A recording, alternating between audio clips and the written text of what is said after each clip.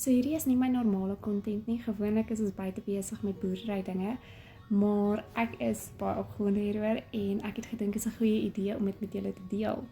Julle kyk net hoe mooi is die.